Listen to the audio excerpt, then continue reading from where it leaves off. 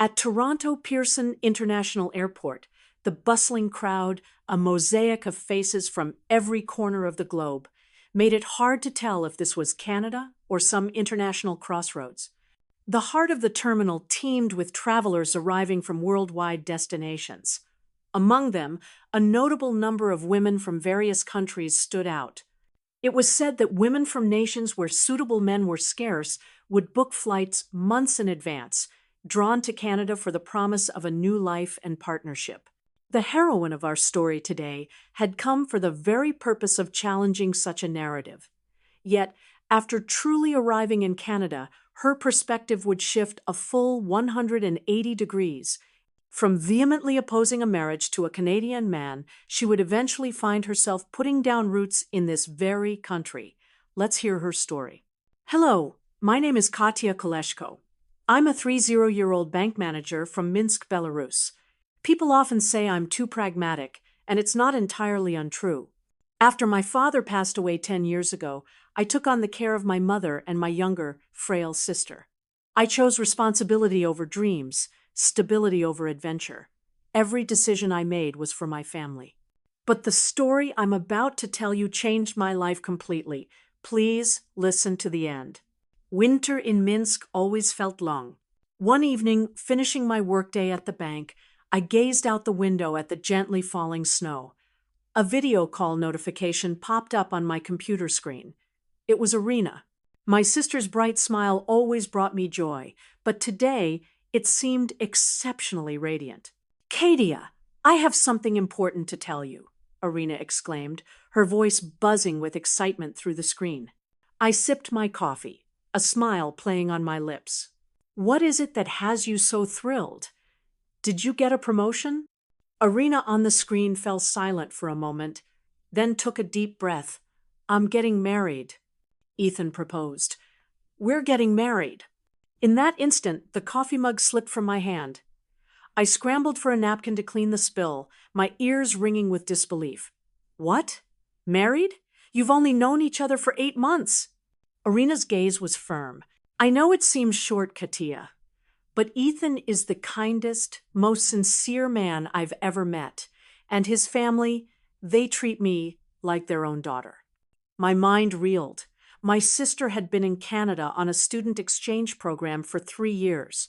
When she graduated and decided to work and settle there, I had accepted it. When I heard she had a boyfriend, I dismissed it as a young woman's passing romance.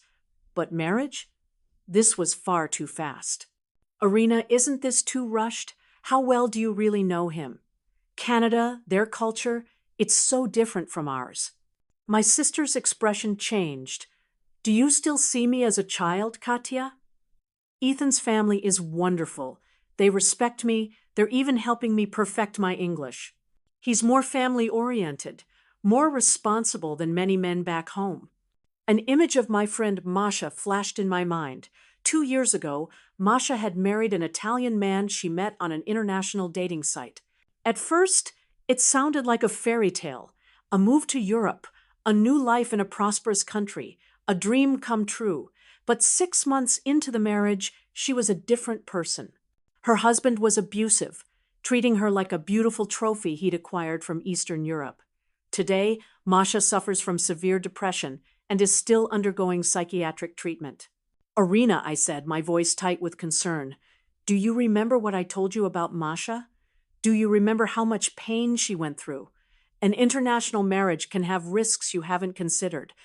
My sister sighed. Katya, not every cross-cultural marriage is like Masha's.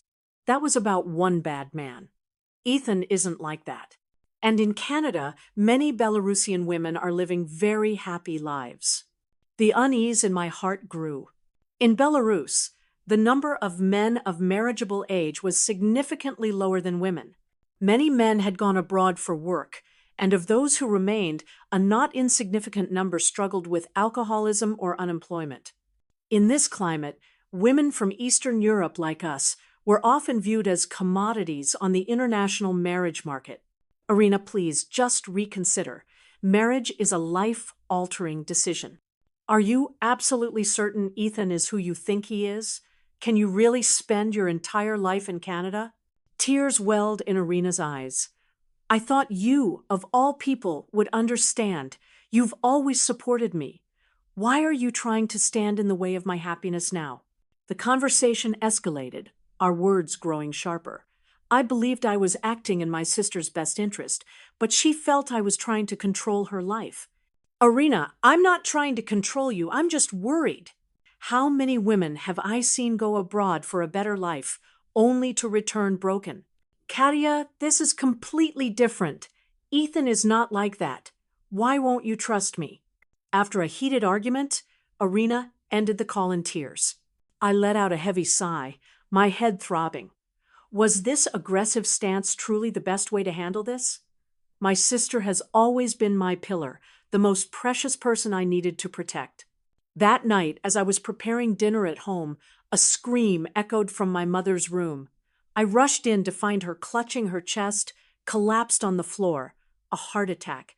The time it took to call the ambulance and rush to the hospital felt like the longest, most terrifying moments of my life. Thankfully, her condition stabilized once we arrived. Seeing her pale face in the hospital room shattered my heart. For the 10 years since Dad's death, Irina and I had lived for her. I had given up my dream of university to work at the bank, working tirelessly just to fund my sister's education. After the nurse left, leaving just the two of us, my mother spoke in a weak voice. Katya, your argument with Irina? It startled me. I was shocked. Mom, it's all my fault. I did this to you. She shook her head gently. No, it's my fault. I've placed too much of a burden on you, made you take on the role of a parent. Tears streamed down my cheeks. Don't say that, Mom. I only did what I had to for our family. Her pale hand clasped mine. Katya, about Irina's marriage. I know. I understand why you're worried. But sometimes it's better to see things with your own eyes, to judge for yourself. Her words resonated with me. Was my love and concern for my sister inadvertently blocking her happiness, judging a situation from a phone call? Canada was a world away. Perhaps I needed to go and see for myself. A light sparked in my mother's eyes. Good. You have sacrificed so much for us. This time, for your sister and for yourself, go and experience something new. See what it's really like. After 2 more days in the hospital, my mother's condition was stable enough for her to return home to rest. I applied for vacation leave from the bank. My colleague Liza agreed to look after Mom while I was away. It was the first time in over a decade that I would be away from my family. The night before my flight to Canada, I sent Irina a short text. Arriving at Pearson tomorrow. We'll talk about the wedding. I'm sorry. My sister replied almost instantly, her message bubbling with happiness, but I was still filled with apprehension. My biggest fear was, what if my sister was truly being deceived? How could I help her? And if it was a genuinely happy relationship, how could I accept how narrow my worldview had been? As I boarded the plane, my heart was a tangled mess of anxiety, a desire to protect my sister, and a reluctant curiosity about this new world. Looking through the window as Minsk grew smaller below, I thought that perhaps this journey was meant to teach me something too. After a 12-hour flight, I finally stepped into Toronto Pearson International Airport. Amidst the unfamiliar English and French signs and the hurried pace of the crowd, I took a deep breath. The real journey had just begun. Pearson was even more vast and immaculate than I had imagined. The long flight had left me exhausted, but the airport's orderly layout and efficient systems were impressive. After presenting my passport at immigration, the officer asked a few simple questions in English. The entire process was surprisingly swift. This is a different world, I murmured to myself. I found my way to the UP Express train station. Irina had an important meeting and couldn't pick me up herself. She had given me detailed directions and explained how to buy a Presto card, which she said could be used on all forms of public transit. I was skeptical at first, but as the UP Express sped towards downtown Toronto, the view outside the window began to dismantle my preconceptions one by one. The city's skyline was a breathtaking collection of skyscrapers, with pockets of lush green parks nestled between them, and Lake Ontario glittering under the sunday. Everything looked modern and sophisticated. Arriving at Union Station, the process of transferring to the TTC subway further surprised me. All signs were clearly marked in English, with digital information displays throughout the station showing the real-time arrival of the next train. In Minsk, such a system was unimaginable. To get to the Yorkville area where Irina lived, I boarded the Line 1 subway. It was after rush hour, so the train car was relatively spacious, but still filled with people quietly absorbed in their smartphones. The atmosphere, where everyone respected each other's personal space, was both novel and comfortable. Just then, at Bloor-Yonge Station, a disheveled, middle-aged man, clearly intoxicated, stumbled onto the train and sat across from me. The smell of liquor was strong. His glazed eyes locked onto me. Suddenly, he started speaking to me in slurred English. "Where you from? Russia? Ukraine?" "Belarus," I replied curtly, trying to shut down the conversation. However, the man persisted, inching closer. "Belarus, eh? Famous for beautiful women. You're beautiful too. What brings you to Canada? Got a boyfriend?" Fear washed over me. In a foreign country, I had no idea how to handle this. The other passengers seemed to notice, their faces showing discomfort, but no one directly intervened. I tried to move to another seat, but the man grabbed my arm. "Where you going? Let's talk. Have a drink?" At that moment, from the other end of the car, a uniformed Toronto police officer approached swiftly. I hadn't even called for help, but he had sensed the situation. "Sir, you're disturbing another passenger. Please return to your seat," the officer said, his tone firm yet calm. The drunk man became agitated, his voice rising. "What? I'm just talking to my new friend here." As the situation escalated, the officer quickly spoke into his shoulder radio. To my astonishment, when we reached the next station, 2 more officers were waiting on the platform. "How is that possible?" I thought, completely stunned. One of the new officers calmly approached the drunk man and took control. He was tall, with a neat uniform and a deep, reassuring voice. When the man continued to resist, he handled him with a manner that was authoritative but not aggressive. "Sir, you've had too much to drink. We're going to help you get home. Please cooperate with us." As his partner escorted the man off the train, the first officer walked over to me. "Are you all right, miss? Were you hurt?" he asked in perfect, clear English. I nodded, still shaken. "I'm fine, thank you. I'm just surprised by how quickly you responded." He smiled, explaining, "There are CCTV cameras throughout the subway system.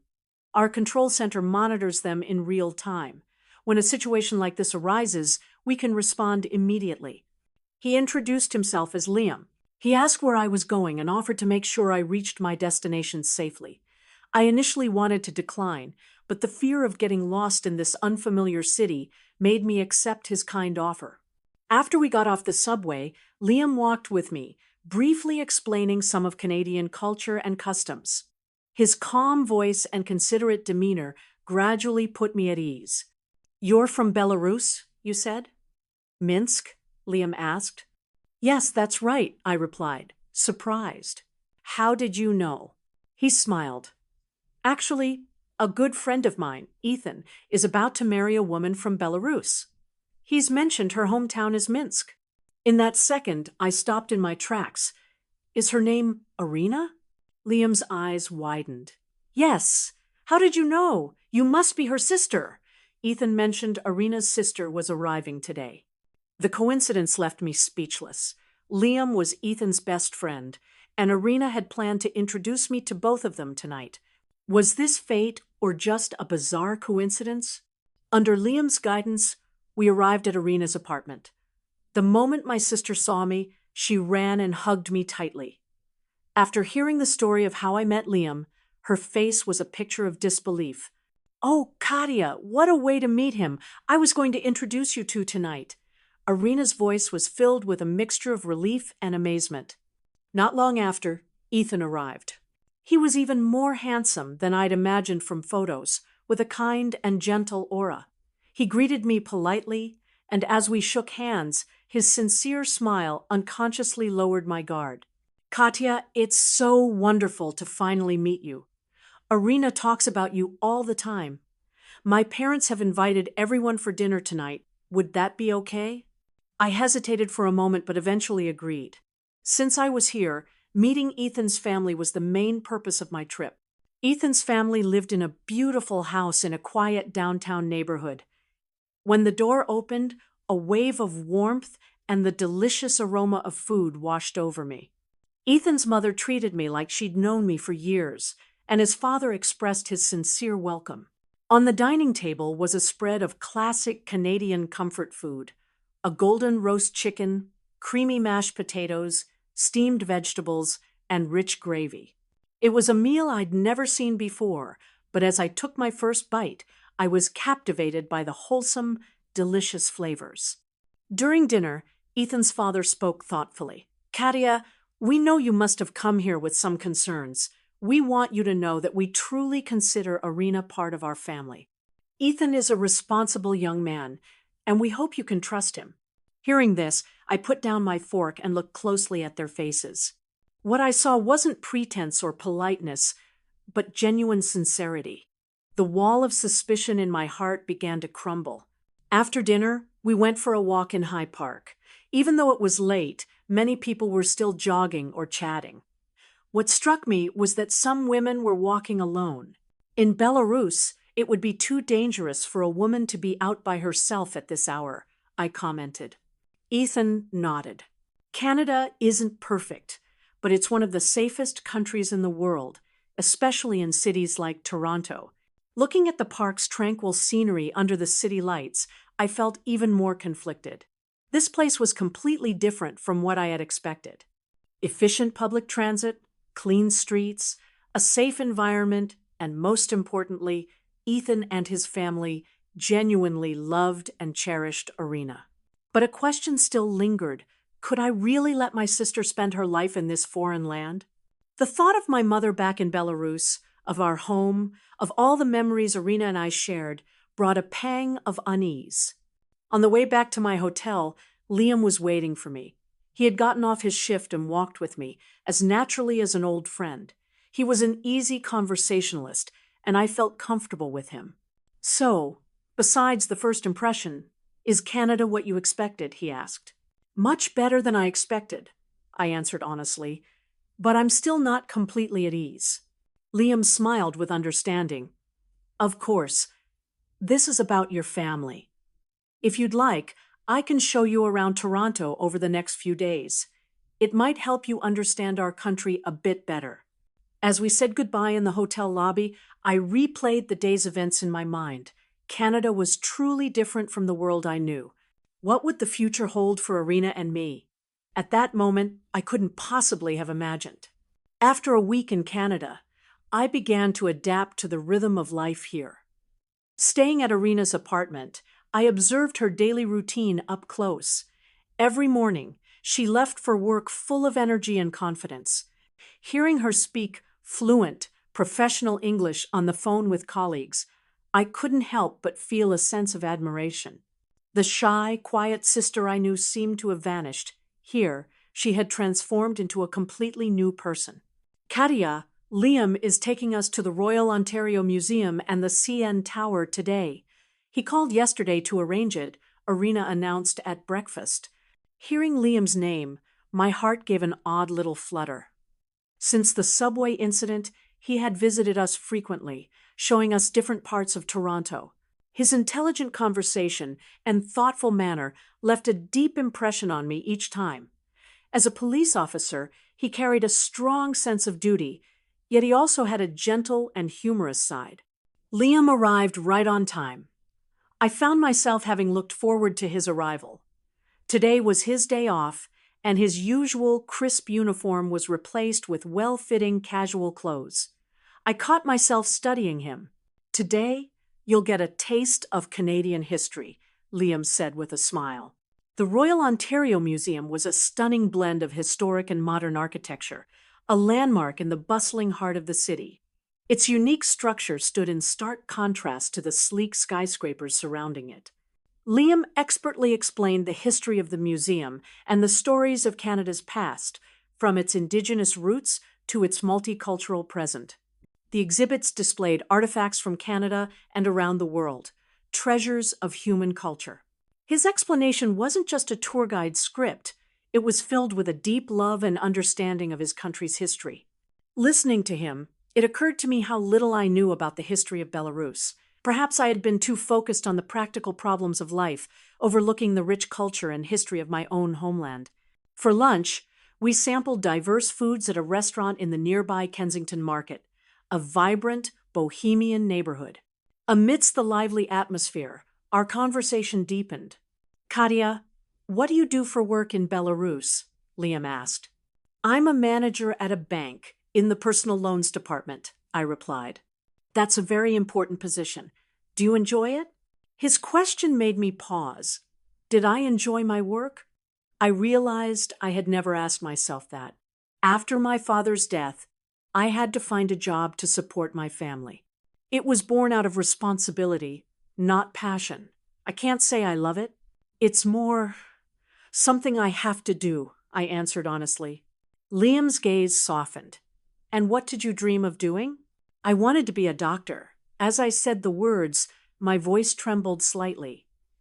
Before my father passed away, I was studying for my medical school entrance exams, but reality didn't allow for it. In that moment, years of suppressed emotions welled up inside me. I had never lived for my own dreams, always choosing family, always sacrificing for others. That was my entire life. On the bus heading towards the CN Tower, Liam shared his own story. He had wanted to be a writer, but on his family's advice, he became a police officer. But he never stopped writing, never gave up his dream of publishing a novel. Life doesn't always go according to plan, he said, but that doesn't mean we have to abandon our dreams entirely. His words moved me deeply. As we stood on the observation deck of the towering CN Tower, I thought of my small apartment in Minsk. In that cramped, oppressive space, I lived the same day over and over. But in just 1 week in Canada, I had experienced more than in the past 10 years. As evening fell, we went to the distillery district. The city lights began to twinkle against the twilight sky. What are those? I asked, pointing to a large metal sculpture covered in locks. That's a love lock installation. Couples write their names on a lock and attach it here to symbolize their eternal love, Liam explained. I found myself reaching out to touch one of the locks. This small piece of metal carried someone's love and promise. I don't know why, but I felt a twinge of envy. In my life, I'd never had the time or energy to pursue love. Practical problems always came first. Emotions were a luxury. When you go back to Belarus, what are your plans? Liam's question broke my reverie. When I go back, I started, then trailed off. Nothing would be different. I would go back to the bank, back to those suffocating days. It seemed there was no other choice. I would have to continue living the same life. After descending from the tower, we sat in a nearby cafe. Liam's expression turned serious. Katya, to be honest, from the first moment I saw you, I was drawn to you. This unexpected confession made my heart race. Liam continued, I heard from Irina how much you've sacrificed for your family. But I think sometimes we have to think about our own happiness too. I didn't know how to respond. I could only remain silent. This kind of emotion, this situation, was entirely new to me. Looking into his eyes, I could feel his sincerity. Just as I was trying to formulate a reply, my phone rang. It was Liza, my friend looking after my mother in Belarus. Her voice was trembling. Katya, your mother's condition has worsened. She's back in the hospital. A chill ran down my spine. The news of my mother's relapse sent my mind into a blank state. The immediate thought was that I had to go back right now. I understand. I'll come back as soon as I can. After hanging up, I looked at Liam, lost for words. "What happened?" he asked with concern. "My mother, she's collapsed. She's in the hospital." "It's serious," I said, my voice shaking. Liam stood up immediately. He didn't say another word about his confession. "Whatever you need, I'll help you. Let's go look at flights." On the way back to the hotel, Liam stayed by my side, helping me explain the situation to Irina and book a flight. His calm demeanor and practical help were an immense support, keeping me from falling apart completely. That night, as we said our goodbyes in the lobby, Liam's expression was grave. "Whatever you decide, I will support you. And if you want to come back, I'll be here, waiting for you." Hearing that, tears welled in my eyes. In Belarus, I had never experienced this kind of feeling someone who understood my situation, who offered unconditional support. It gave me a sense of comfort I'd never known. Back in my room, packing my bags, my emotions were a complex knot: worry for my mother, a decision to make about my sister's marriage, and my budding feelings for Liam. Looking out at the Toronto skyline, I realized that in this short time, I had started to think about myself, about my own life. The experiences here were changing me. The next morning, Irina saw me off at the airport. At the departure gate, my sister hugged me tightly. "Katya, what do you think now? About me and Ethan?" Irina asked cautiously. I thought for a moment, then answered sincerely, "At first, I was truly worried. But now, if you're happy, then I'm happy." "Ethan seems like a good man." Tears streamed down Irina's face. "Thank you. Thank you so much." Just before I boarded, Liam arrived at the airport. In his hand was a small gift box. "This is for your mother. It's some Canadian herbal tea. They say it's good for one's health," he said, a little shyly. In that instant, I knew I had special feelings for this man, even though I didn't know if I would ever come back. If this was our final goodbye, one thing was clear. This short trip to Canada had changed my life forever. As the plane took off, I looked out the window at the receding Toronto cityscape. Awaiting me were crucial decisions: the responsibility of caring for my mother, accepting my sister's marriage, and perhaps finding the courage to pursue my own happiness. The journey back to Belarus felt lighter than the one coming. Though I was anxious about my mother's health, a bold new idea was forming deep within me. Perhaps I could consider moving to Canada to live. This thought was initially faint, but as the plane neared Minsk, it grew clearer. The air in Minsk felt colder and heavier than in Toronto. After landing, I rushed straight to the hospital.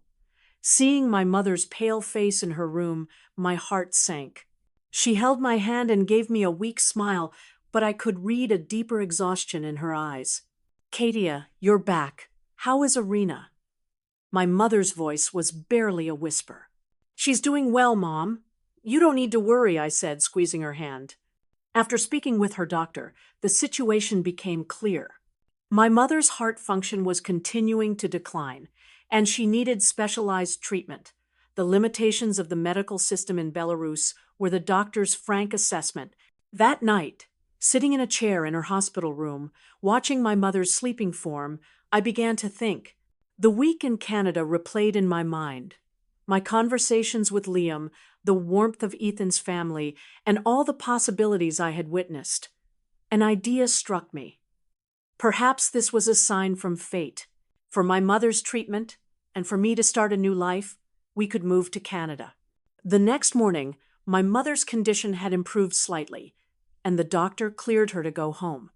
Once we were back, I gathered my courage and carefully explained my idea to her. "Mom, I want to talk to you about Canada," I began, sitting beside her on the bed. "Canada is completely different from what I imagined. Their medical system is world-class. Ethan and his family are wonderful people." I paused, took a deep breath, and got to the main point. "Considering your heart condition, I think getting treatment in Canada would be a better option. I think our whole family should move there." My mother's eyes widened in surprise. Katya, what are you saying? Our home, your job, everything is here. This was the reaction I expected, but this time I was more resolute. I know, Mom, but sometimes we need to make a change. In Canada, you could get better care, and I could apply for a job at an international financial institution. Most importantly, we could all be together with Irina. My mother was silent for a long moment, gazing out the window. Then she spoke softly. Are you sure you're not just thinking about this because of your sister? I shook my head. No. To be honest, it's for me too. In Canada, for the first time, I saw the possibility of a different life. I feel like that could be a place where I could be happy. Just then, my phone buzzed. It was a message from Liam asking about my mother's health. Attached was information about an international bank in Toronto that was recruiting professionals from abroad. He said he could forward my resume. The timing of this coincidence felt like the hand of fate. I showed the message to my mother and explained that I might have a new job opportunity. We could just try it, I urged. Over the next few days, as we monitored my mother's recovery, I began to plan in earnest. With help from Liam and Irina, I gathered information on Canada's healthcare system and immigration policies for foreign residents, especially long-term medical visas and care plans for international patients. A week later, my mother's attitude had shifted. She started taking an interest in the brochures I collected. This hospital has a world-renowned cardiology department, she murmured, looking at a brochure while sipping the herbal tea I had brought from Canada. My mother and I talked late into the night. Her main concern wasn't just the fear of an unfamiliar environment, but also the fear that I would once again sacrifice my own life for the family. Katia, I don't want you to give up your life again because of me, she said. I answered from the heart. This time is different, Mom. This isn't giving up my life. It's choosing a new one. And maybe someone important to me is there too. A spark of understanding lit up my mother's eyes. That police officer, isn't it? Liam? I blushed and nodded. For the first time in a long time, my mother laughed. A happy, genuine laugh. Then go for it, my dear. If you are happy, then I am happy. Once the decision was made, things moved quickly. I submitted my resignation to the bank. The international institution Liam recommended received my resume and, to my surprise, offered me an interview. They saw my experience in the Belarusian and Eastern European markets as very valuable. On the day of the interview, I sat nervously. But using my best English, I tried to convey my understanding and enthusiasm for Canada. 2 weeks later, good news arrived. I had been hired as the manager of Eastern European business for their Toronto branch. Before leaving for Canada with my mother, I spoke with Irina. My sister cried with joy. Katia, I can't believe we're all going to be together again. A radiant smile lit up her face. Yes, I replied. And now I can be there for your wedding to help you prepare. On the day of our flight, the sadness of leaving Minsk was overshadowed by the anticipation of a new beginning. I held my mother's hand tightly, and looking out the window, I felt that this decision would be the turning point of my life. When we arrived in Canada, Irina, Ethan, and Liam were waiting for us at the airport. The moment I saw Liam again, my heart beat as fast as it did the first time we met. His warm smile welcomed my return. My mother's treatment began immediately. A top cardiologist at Toronto General Hospital took charge of her case. At first, the unfamiliar environment and language were challenging, but the hospital's International Patient Support Center provided translation services, greatly easing the difficulty. To my surprise, my mother adapted to life in Canada even faster than I did. In a park near the hospital, she made friends with other Russian-speaking seniors. Every morning they would do their exercises together. Her doctor was pleased with her progress. I also gradually settled into my new work environment. Although I initially faced difficulties due to language and cultural differences, the kindness of my colleagues and my own efforts helped me overcome these obstacles one by one. Especially when handling financial transactions with Belarus and other Eastern European countries, I felt my experience and knowledge were truly valued. My relationship with Liam naturally deepened. Every weekend, we would explore hidden gems in Toronto together. Sometimes we would read his writing. He taught me some English slang, and I taught him a few words in Russian. In the process of learning about each other's cultures and languages, our hearts grew closer. 6 months after we arrived, Irina and Ethan's wedding took place. It was a beautiful ceremony that blended Western traditions with subtle Belarusian touches. My mother and I sat in the front row, watching the blissful bride. Dressed in a gorgeous white gown, Irina looked like a princess from a fairy tale. "My little girl is so beautiful," my mother said, her eyes glistening with tears. Seeing my mother so healthy and vibrant, I was once again certain that this decision was the right one. Looking around at the wedding, I saw that this place was now filled with people who had become our new family: Ethan's parents, their friends, and Liam. Months ago, I could never have imagined this. During the reception, Liam quietly approached me. He took my hand gently and led me out into the garden. Under the night sky, he presented me with a small box. Inside was a beautiful, simple ring. "This isn't a proposal," he said softly. "It's a promise that I want to spend much more time with you." I was too moved to speak. In this foreign land, I had received unexpected gifts: my mother's health, my sister's happiness, and now the love of my life. As he slipped the ring onto my finger, I felt, for the first time, a sense of true fulfillment. Choosing my own happiness could be a blessing for the entire family. Sacrifice was no longer the only way to show love. The courage to seek one's own joy was another form of it. Holding his hand tightly, I knew without a doubt that Canada was no longer a foreign land. It was home. 6 months later, one morning as I was getting ready for work, I received a text from Liam. "Are you free tonight? There's something important I want to talk about." The short message made my heart race. My relationship with Liam had grown steadily over the past months, but he had never arranged a formal talk like this before. "Of course I'm free. Is everything okay?" I typed back, a nervous excitement fluttering inside me. "Nothing serious. Just want to talk about the future. 7 p.m. at the restaurant by the lake?" I was distracted all day. My colleagues noticed my absent-mindedness. One even teasingly asked if a proposal was on the horizon. Though I dismissed it with a laugh, I secretly hoped it was true. Liam and I had known each other for almost a year now. His kindness, intelligence, and passion for life had completely captivated me. With him, I found a sense of security and belonging I had never known. More importantly, he encouraged me to pursue my own dreams. I had started volunteering at a medical nonprofit, reconnecting with the medical aspirations I had been forced to abandon as a young woman. Liam and I would explore every corner of Toronto together, from the bustling Street Lawrence Market to the quiet trails of the Rouge Valley. Each trip revealed a new side of the city to me. Over time, Canada had stopped feeling like a foreign country and had truly become my home. After work, I went home to change. My mother immediately sensed my mood. Her health was better than it had been in years back in Belarus. Her cheeks were rosy, and she was full of life. "You seem particularly excited today," she said with a knowing smile. "I have a date with Liam," I admitted shyly. "He said he has something important to discuss."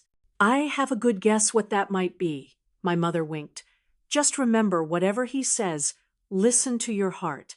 Wearing a carefully chosen dress, I arrived at the restaurant at exactly 7 p.m. Liam was already there, dressed in a formal suit I had never seen him in before. He looked exceptionally handsome. On the table was a single red rose and a small velvet box. Seeing the box, my heart nearly stopped. "Is this really happening?" "You look beautiful," Liam said, standing to pull out my chair. "Thank you for coming." Dinner was wonderful. We talked about work, family, and a movie we had recently seen, but I could tell Liam was nervous. His eyes kept flicking to the small box. After dessert was served, Liam took a deep breath and picked it up. Katia, getting to know you has been the best thing that has ever happened to me. Over this past year, I've become more and more certain that you're the person I want to spend the rest of my life with. He opened the box. Inside was a sparkling diamond ring. Will you marry me? Tears blurred my vision. I had been waiting for this moment, yet it still felt surreal. Overwhelming joy filled my heart. My lips parted, ready to say yes when my phone suddenly rang.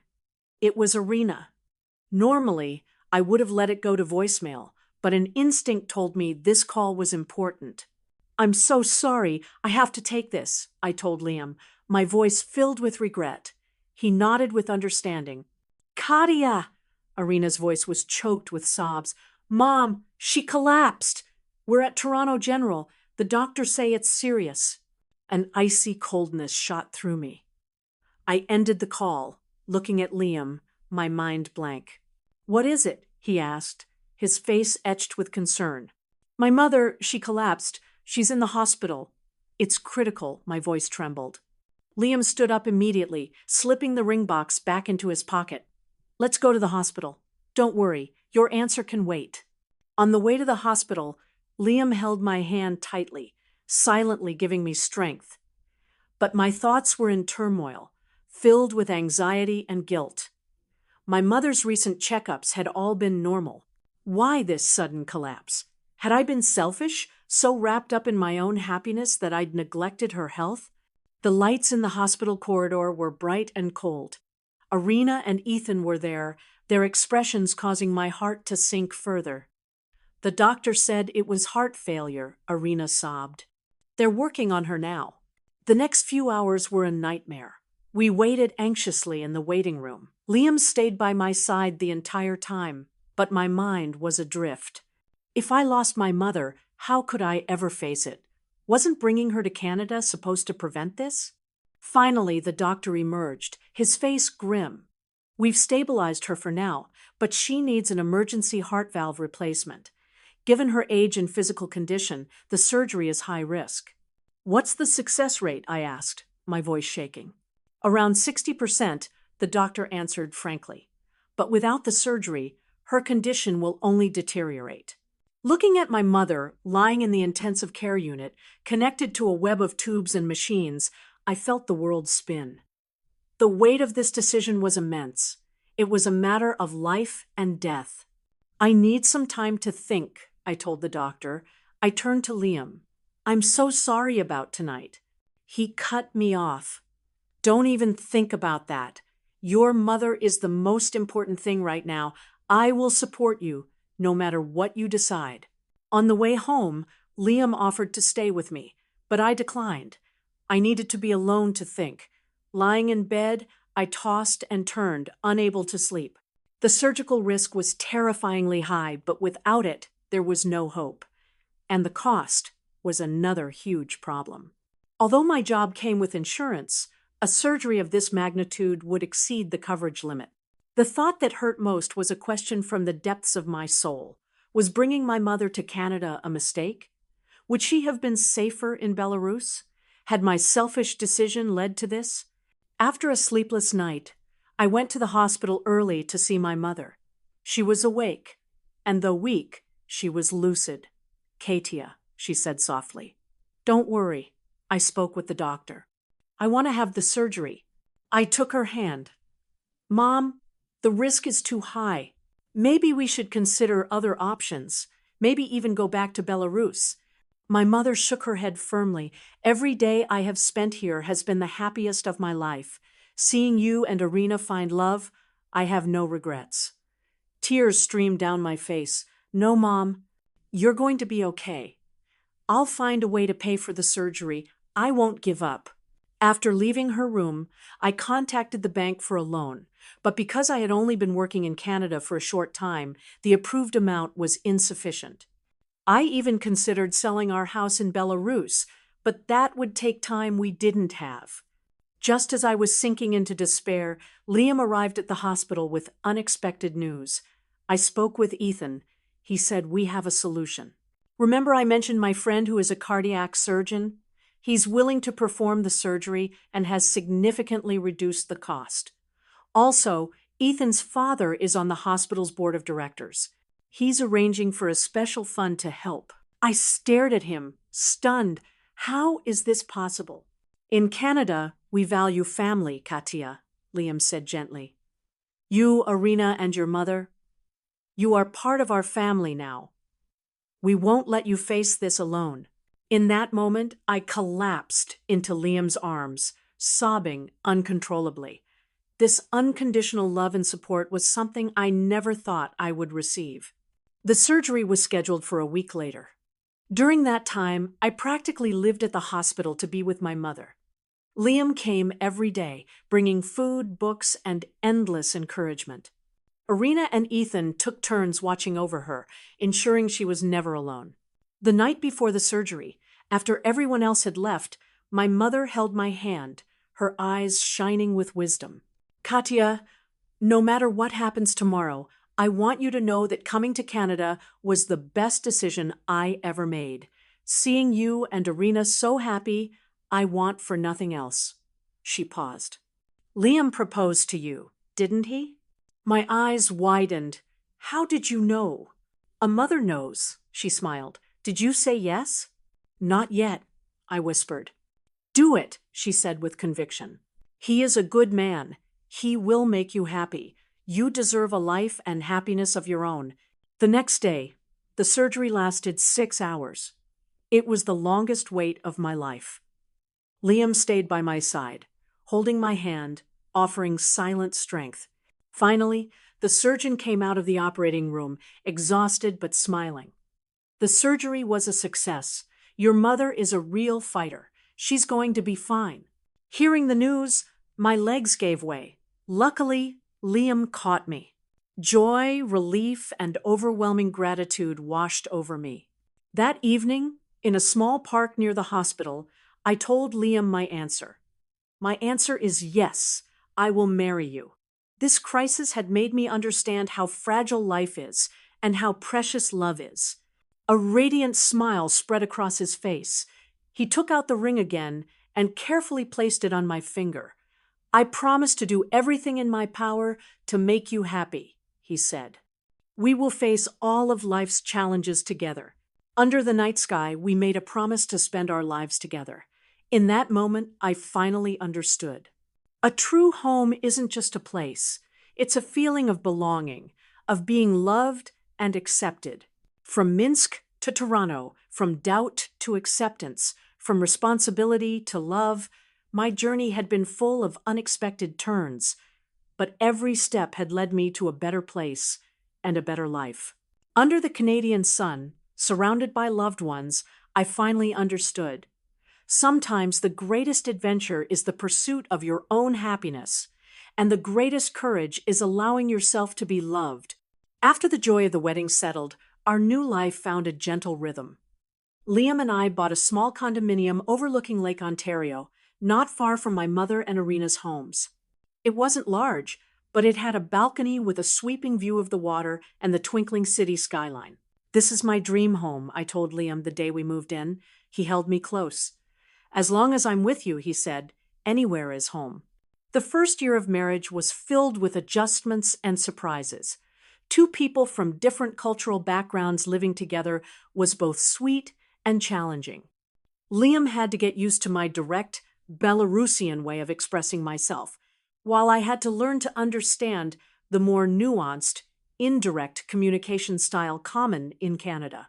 In our culture, sometimes it's fine can mean it's not really fine, Liam once explained, and when a Canadian says not bad, it usually means they're very pleased. These cultural quirks often led to amusing misunderstandings, but they became a colorful part of our relationship. With each clarification, we understood each other's worlds a little better. 3 months after our wedding, a new career path opened up for me. The University of Toronto had launched a special cross-cultural medicine program for people with a passion for healthcare but without a formal medical background. The 2-year program would certify graduates as medical interpreters and cultural liaisons, helping international patients navigate the healthcare system. You should apply, Liam encouraged without hesitation. This is a perfect fit for your passion and your skills. After a competitive application process, I was accepted. It meant continuing my demanding job in finance while spending my evenings and weekends studying. The schedule was intense, but every time I did my practicum at the hospital, helping a non-English speaking patient communicate with their doctor, the exhaustion melted away.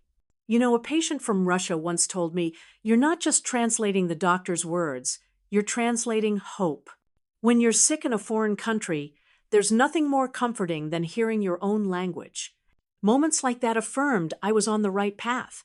Liam's career took a new turn as well. He finally finished his first novel, a story that blended Canadian folklore with a modern love story.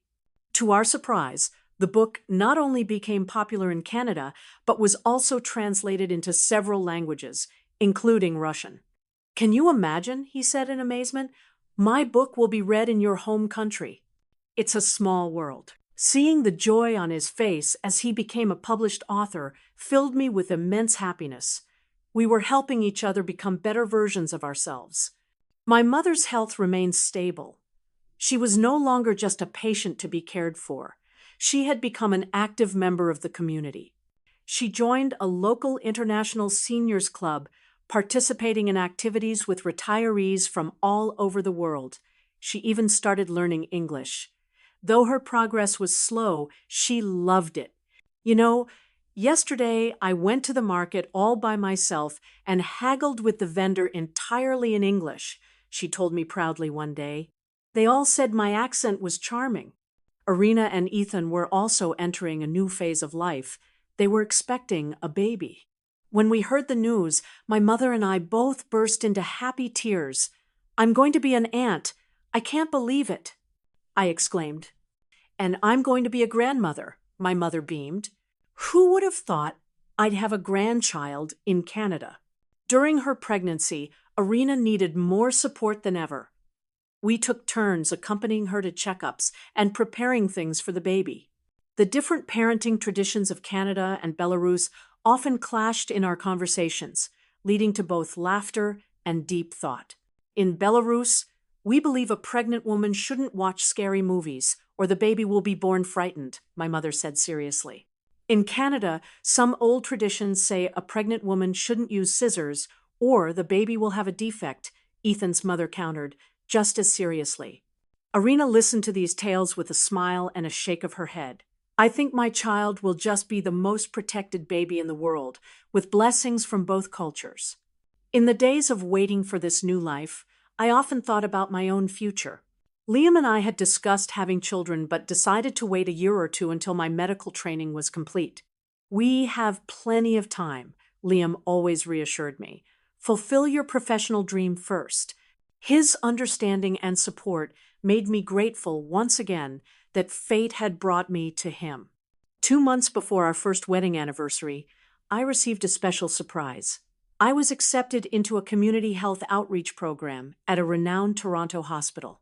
It was a part-time position that allowed me to use my spare time to contribute to a medical field, reconnecting with the dream I'd left behind so long ago.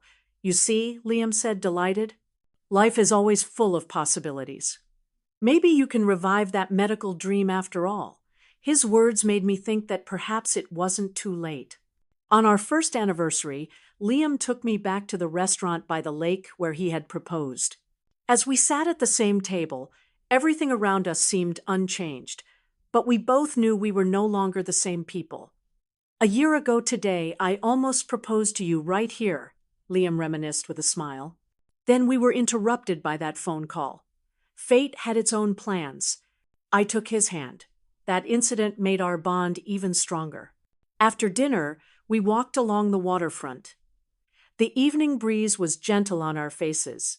The lights of Toronto shimmered on the water's surface like stars fallen to earth. "If you could go back in time, would you choose differently?" Liam asked suddenly. I stopped and looked into his eyes seriously. "No. Even knowing all the hardships and uncertainties I would face, I would still choose to come to Canada. I would still choose to meet you. I would choose all of this." He smiled and hugged me, whispering in my ear, "I'm the lucky one. Your courage brought you to me." On the way home, I got a text from Irina. Her contractions had started. They were on their way to the hospital. We immediately changed course and rushed to meet them. When we arrived, Ethan was pacing nervously in front of the delivery room. My mother was sitting quietly beside him, murmuring prayers. "How is she?" I asked anxiously. "The doctor says everything is normal, but it will take time," Ethan replied, his voice trembling with excitement. For the next few hours, we kept a vigil outside the delivery room.